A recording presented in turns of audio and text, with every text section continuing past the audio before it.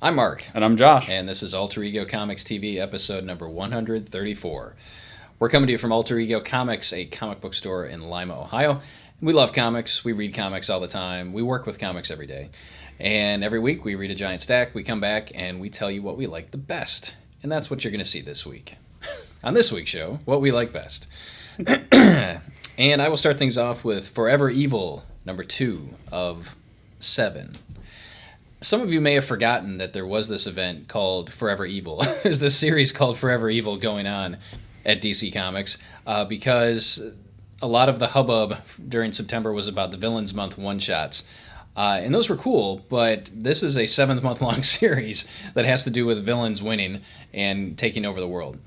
So you have the Crime Syndicate, who have taken over planet Earth and basically have eradicated all of the heroes. Primarily the Justice League, I guess, because the Teen Titans are in this issue. I imagine there are other heroes somewhere. We never really see what happens to the heroes, so I'm hoping that that is explained and shown somewhere down the road. And then you have earthly villains who are either choosing to work with or for the Crime Syndicate or work against them. And one of those working against them is Lex Luthor, who feels like he should be ruling the world and not be subjugated to a pretend Superman from another world. All that out of the way, it's a really cool series. This is one that you should be checking out if you're a DC fan, if you're looking to get into DC Comics. It's written by Geoff Johns, artwork by David Finch, so a great creative team on this. We're starting to get some answers. There is a little bit of a reveal at the end of the book. Again, we get to see the Teen Titans and what they're up to and how they're going to avenge the Justice League and hopefully save the world. It was a really good read, and it felt like it's been a long time since issue 1 came out. I guess it was 5 weeks ago, but really, I guess because there were so many DC comics that came out during the month of September, it really felt like there was a longer gap between the two. But hopefully the trains run on time with this one, and we get to see all 7 issues during the original 7-month window. And that's got written by Geoff Johns and art by David Finch. I said that. Did you? Yeah. I just don't listen when he talks. What else is new? I have apple rind in my teeth, by the way. Apparently. Don't eat an apple before you shoot a video. Don't eat oranges either. Didn't work out well for The Godfather. Next up, we've got a little fill-in, a couple fill-in books, actually. The last week, I was too emotionally devastated by the premiere of The Agents of S.H.I.E.L.D. to shoot an episode. I apologize. So we are going to have a couple last week picks to let you know about. And the one that is up at the moment is Secret Society number 1, also known as Justice League 23.4. This is a great tie-in because it's essentially all about the Crime Syndicate. It's set predominantly on the Earth that they're from, which I will assume is Earth 3 now, not Earth 2 like it was, and then it was 3 before that. But if you like what's going on in Forever Evil, if you want to find out more about these guys that showed up at the end of Trinity War, this is the place to get it. This gives you great backstory, setting up on the alternate Earth, and lets you see what's going on with the other characters, and it ties in directly to the action, so it's really kind of a must-read if you want to get the bad guys in there. And also in the camp of adding to the awesomeness of Forever Evil, you should also, if you missed it, the Bizarro Villains Month one-shot, in and of itself was a decent story. It's not a groundbreaking, awesome story, but it ties in directly to what we're seeing in Forever Evil, and it will make more sense if you've read the Bizarro issue. So, and something I meant to mention when we were talking about Forever Evil is, I guess we're still talking about it, is JLA Earth 2. This is kind of the introduction of the modern crime syndicate by Grant Morrison and Frank Quitely. It's available in 2 different formats, actually. We have the new deluxe hardcover, which came out this week, and we also have it in softcover. So if you're curious about the Crime Syndicate, if you're looking for some backstory on these characters, we highly recommend you check out JLA Earth 2. Rolling on. Next up for me, All New X-Men Special number 1. I had no expectations for this whatsoever, and let me tell you why. Because Marvel F's with us all the time. They do. They offer solicitations that are like 1 sentence long, that are very open to interpretation. Nothing will be the same again. Everything changes for the Marvel Universe. Don't miss the last page surprise shock ending. And they keep coming up with new ways to publish more books within a 12-month period. We already have All New X-Men shipping twice a month, but now let's do All New X-Men Special number 1, including All New X-Men Annual and All New X-Men this and that. And as a retailer and as a fan, it just becomes BS at some point. You just get smoke blown at you so many times that you don't know what's true and what's not true. I will tell you what is true about this book. It is awesome. It is really good. It's written by Mike Costa, who has done some great things over at IDW. G.I. Joe Cobra is one of our favorite series, and he wrote that one. Again, I didn't know before reading it where it was going to fit in as far as continuity and how it was going to work with stuff going on with Battle of the Atom, and how it was going to work having someone other than Brian Michael Bendis writing all new X-Men. And it worked beautifully. Costa has definitely captured the essence of these characters that Bendis has been writing now for well over a year. I think it's been over a year. Almost a year. I can't keep track. There's 17 issues out, so who knows. But this is basically almost like a regular issue of All New X-Men, except for the fact that we've got Superior Spider-Man in here. We've got a brief appearance by the Indestructible Hulk. And the story is continuing in those two specials. So the story is to be continued in Superior Spider-Man special and Indestructible Hulk special. And it is very special. We find out this is being billed as the Arms of the Octopus. It's a 3-part story. And this isn't really a spoiler, you can tell from all the promotional material that's out there, that Otto Octavius is back, kind of the classic green spandex wearing Dr. Octopus is back, and we know that it can't be the real Otto Octavius because he's Superior Spider-Man now. Or is he?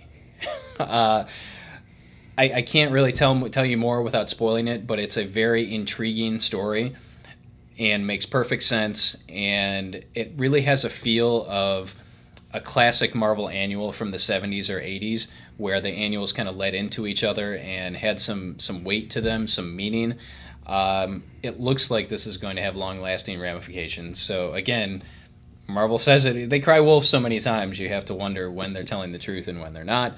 And I'm telling you, this is one of those that you do want to pick up. If you've been reading All New X-Men, you cannot miss this. If you're a fan of Superior Spider-Man, you cannot miss this. I don't know how the Indestructible Hulk is going to play into this, but if you're a fan of that guy, you should probably pick it up too. I don't know what else to say. Do you have anything else to say? I loved it. It was my pick of the week. Great. It was the best book I read this week. Yeah. No, I really enjoyed I enjoyed it. It was fun. I especially like, because a lot of times with continuity, they have to walk a fine line, what has happened yet in Superior Spider-Man, what's happened in Incredible, and what's happened in All New. And they did a good job. I can tell you chronologically where this falls within each of those series. And I know that doesn't really matter as to whether or not the story's good, but it matters to my OCD. So thank you for that. It matters to me. It matters to long-standing comic book fans. We love continuity. Whether people say... Some people will say they don't. The publishers will say no one cares about continuity. I'm telling you, people of a certain age want continuity in their comics. And that's why it's so ridiculous when Wolverine is in 15 issues within a month, because there's no way on God's green earth that happened. It was very simple in the 80s when I started reading comics, because they were only publishing 15 or 20 books. And they would have the little editor's notes down there, see Spider-Man number 237 for the continuation of this story. I mean, it may have just been one panel, and they refer you to where you can find out what happens next. And so that's why, I can tell where the story fits in. I truly enjoyed it. Really, I hope the next 2 parts are as good, because it was great. It was cool. Next up, we've got a new #1 from Vertigo called Hinterkind. This is written by Ian Edgington with art by Francisco Trifogli. Frank. And this is another cool new book from Vertigo. They're doing this push to get more creator-owned content out there, and so far they're doing a great job.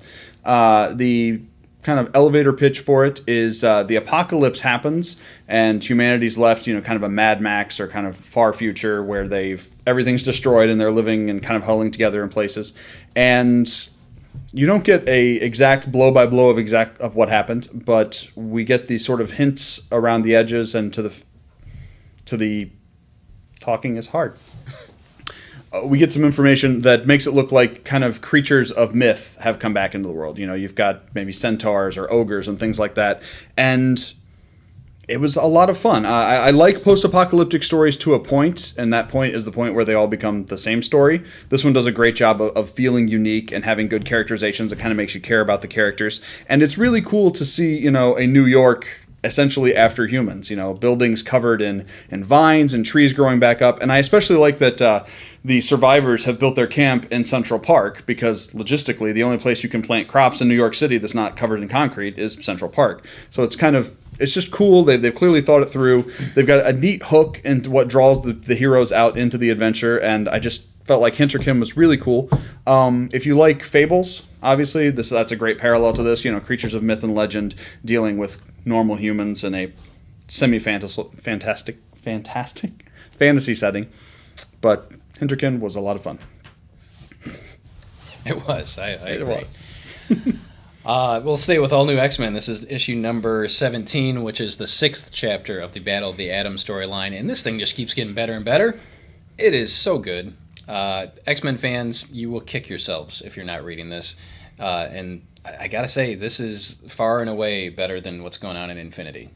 I usually don't like to talk smack about stuff, but this, and we saw this not too long ago when, was it Avengers versus X-Men going on at the same time as Spider Island, or there was some main Marvel event going on, and then over in Amazing Spider-Man you had the Spider Island storyline, which was so cool. Might have been Fear itself. I believe it was Fear itself, actually. But back on point here. We get introduced to yet another team of future X-Men, and we get a little bit of backstory as to why the original future X-Men came back. And it's so good, especially if you're a longtime X-Men fan. Again, I'm kind of dating myself and making it sound like if you're not a longtime reader, you're not going to enjoy this, but you absolutely will. Because there are plot points and characters and things that have been around for a long time that you'll be able to appreciate as a new reader or as an old reader, especially as an old reader. This really feels to me, and again, I'm going to draw a comparison like I've been doing with Thor, with the current run of Thor and with Walt Simonson's Thor. This feels like it's going to be an epic like Days of Future Past. It's Days of Future Past has been referenced countless times since it originally was published. In fact, we've got the movie coming out next year. We'll see how closely it sticks to the comics, but this is going to be an X-Men event that totally surpasses the expectations of every X fan, and is a can't-miss thing. I will mention that the other team of future X-Men is made up of Colossus, another version of Bobby Drake. We've got Bobby Drake on. There's so many Icemen in this book, it's ridiculous. Jubilee. Should I say should I say her code name? It doesn't matter. The future Jubilee's code name is Wolverine. I don't know about that. We've got a young woman that appears to be the offspring of Storm and Black Panther, who has a Black Panther with her. We've got Quentin Quire, who is in possession of the Phoenix Force, and that other guy, who apparently has the Eye of Agamotto. Is that what that is? I'm not sure that's what it looks like. I don't know if that's what it is. But I don't care who it is. This book is awesome. This event is great. Each entry into the series has been very, very good. And Bendis, God love you. Thanks for leaving Avengers. I think you overstayed your welcome a little bit on Avengers, but I'm glad you're tackling some new territory here, and it's awesome. Again, awesome. Next up, another fill-in from the ones we missed last week. We've got number 1, Rat Queens from Image. This is written by Curtis Waby Curtis, who you may remember from Peter Panzerfaust and a few other awesome books, with art by Rock Upchurch, which is a very action hero name. So I would like to see him punch a bus or something. Rat Queens is a tale of adventurers. It's set in Days of Yore, your D&D Tolkien kind of era, high fantasy, except it's not at all high fantasy. This is Lord of the Rings if it was done by How I Met Your Mother. This is a New Girl version of fantasy. The people are very real. They talk like modern people. There's no these and thous. And they tell dirty jokes, and there's drug references, and it's just very kind of hip, fun, new, fresh, D&D themed fantasy adventure. I laughed out loud, I cried, I was a little offended at one point, which is really hard to do, and just Rat Queens is a great breath of fresh air in the fantasy genre.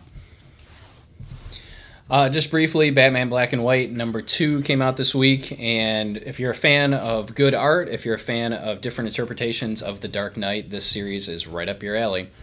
We get some great artwork in this book by a variety of people. We get blah, blah, blah, blah. J.G. Jones, Raphael Grandpa, Raphael Albuquerque, Raphael the Ninja old Turtle. Raphael issue. Alex Nino and Dave Bullock, who's awesome. I'm going to stop saying awesome. So I'm back on the awesome train. Woo woo. This book is incredible. It's perfect for Batman fans. It's perfect for people that want to be Batman fans. And to get 3 or 4 page stories by some of the best writers and artists in the business, you can't go wrong with this one. Really. Get it. Yeah. It's a no-brainer for Bat fans. For anyone, really. Next up, the final book from last week, Sex Criminals. Sex! Criminals. In order to explain that, nah, it doesn't matter. Written by Matt Fraction with art by Zdarsky. Chip. Chip Zdarsky? Yeah. I don't know how you get a last name with 2 consonants together like that. But That's not normal. But Sex Criminals is a story about a girl who, when she climaxes, freezes time. And as we all would, she uses that to rob banks. Or rob places, to commit illegal acts. And that is all you need to know about Sex Criminals. No, it's a lot of fun. It's actually my initial... Sex! And the cover is all... Sexy! She's got a whip there, I think. I think it's a whip. Cat it's o' a nine tails. flashlight. That's not a flashlight, boss. And it's very... It's not what you think it is. For a book that looks like this, that has a premise like that, and is called Sex Criminals, it's actually a really cool, touching character thing. You see the girl kind of narrating her life. Yes, touching characters. Characters touch each other. And... Characters do touch each other. That's not a lie. But you see a great coming-of-age story that's really kind of poignant and interesting. And it's also incredibly funny. There's some points in there. You know, we all had adolescences that were less than... Yeah, anyway. Life is hard when you're young, and there's some great humor made out of it in this book. So Sex Criminals, it's probably not as dirty as you think it is, but it is every bit worth reading. Agreed. All right, I have a stack of honorable mentions or things to bring up. First off, there were 2 new series from Marvel worth mentioning. Captain America Living Legend. Is this weekly? I don't remember. I don't think it's weekly. It's not weekly. It's a miniseries. It's either 4 or 5 issues. It's written by Andy Diggle, artwork by Adi Granov, who did the character design development work for the Iron Man film and did the artwork for the Warren Ellis scripted Extremis storyline. If you're a traditional Captain America fan, this is for you. The current Captain America series is a little out there for some people. I'm digging the heck out of it. But this is more straightforward, red, white, and blue. We get the book opens with Captain America during World War II. We flash forward a little bit through the 60s and the 70s and finally to present day. And it's traditional Steve Rogers Captain America. It actually says at the beginning here that the story takes place before Captain America number 10 of the current series. So this is this is in continuity as far as I can tell. But if you're craving a little more traditional Captain America, this is where you need to look. If you're craving some non-traditional Spider-Man, then you need to look at... It's a little more traditional in that it features Peter Parker. It does. Okay, if you're looking for Peter Parker in the Marvel Universe, the only place you will find him right now is Marvel Knights Spider-Man. This is a 5-issue miniseries written by Matt Kindt, who is doing work both at Marvel and DC, but is probably best known for his creator-owned work. Artwork by Marco Rudy. And it is a trippy, hallucinogenic nightmare for the Amazing Spider-Man. I don't know what else to say other than that. It's not necessarily my cup of tea, but if you're looking for Peter Parker in the Marvel Universe, again, this is the only place you're going to find him. And it's only the first issue, so it's hard to tell. But it's definitely got an indie flavor to it, and this is the first of the new line of Marvel Knights books coming out from Marvel. We're going to see a Marvel Knights X-Men and a Marvel Knights Hulk coming down the road soon, and they're kind of tapping... For those of you not familiar with Marvel Knights, it was the brainchild of Joe Quesada and Jimmy Palmiotti back in the mid-1990s when Marvel was on the brink of bankruptcy or filed for bankruptcy, and they were trying to do anything to boost sales, and they basically turned the keys over to these 2 young upstarts, Quesada and Palmiotti, and said, hey, use your independent contacts, tell some great stories, do things differently than we've been doing, and we got some great stuff out of that. You got the Garth Ennis Punisher, you got the Kevin Smith Daredevil, Mark Miller doing Fantastic Four, all kinds of crazy stuff. So they're trying to kind of sort of replicate that, and the first one out of the gate is Spider-Man, so check it out. I said quick, but this isn't very quick. I do want to mention Trillium #3 came out this week, and it's a great book. It is so good. You should check it out. But I do want to mention that there are some pages in this book that are upside down, and they're meant to be that way because we're reading two different stories across two different time periods. So rather than doing the flip book like they did with issue #1, all of the pages are in order, but you have to change the direction that you're reading the book to continue reading that person's story. So just a heads up, if you pick up Trillium #3 at our shop or someplace else, and you say, hey, these pages are upside down, they're meant to be that way. And finally, the Star Wars, the Lucas Draft, issue #2 came out this week. Issue 1 was a monstrous hit for us. I'm assuming it was a monstrous hit for everyone. So all of you that picked up #1, come get #2. It's the continuation of George Lucas's Rough Draft, which is very different in some ways than what we finally saw in 1977 on the big screen. And I was a little nervous about continuing with this series, not sure where it was going to go, and it turns out that I really enjoyed this issue. It was action-packed, and R2-D2 talks. So there's that. I don't want to live in a world where R2-D2 talks. Last up for us this week, we have the first in Marvel's line of original graphic novels. It's called Avengers: Endless Wartime. It's written by Warren Ellis with art by Mike McKone. And it's a great Avengers story. It works well in that if all you've seen is the movies, you can pick this up and follow it with very little trouble. But it also brings in characters like Ms. Marvel and Wolverine that have a greater history in the comic universe. And it was a lot of fun. Ellis is best known for Marvel work probably with Extremis from Iron Man, which it's Next weird. Wave. I love Next Wave, but nobody bought Next Wave but me. It's a very cool story. It gives you kind of the mythic, iconic Avengers. It sort of strips them down to what there are, and then they talk about it, and it's a very cerebral kind of look at the Avengers, which I know is not usually a fun word, but there is a lot of fun and punching and violence in here. Some great characterizations. I love the dialogue we get out of Hawkeye and Wolverine and kind of the interplay with the characters, and it was just a cool thing. So I'm hoping the rest of the Marvel original graphic novels have the same kind of quality we see here.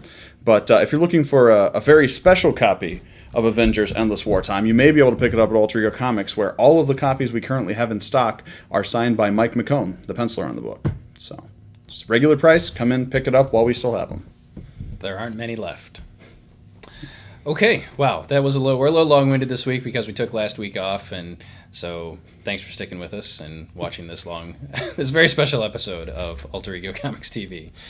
We don't have any questions for you. Last episode we asked how you read your comics. Any questions you want to ask the folks? No. What's your current favorite comic book series? We'll throw that out there. Put your answer in the comments below. Now, is that the series that is currently their favorite, or the series that is currently running that is their favorite of the currently running series?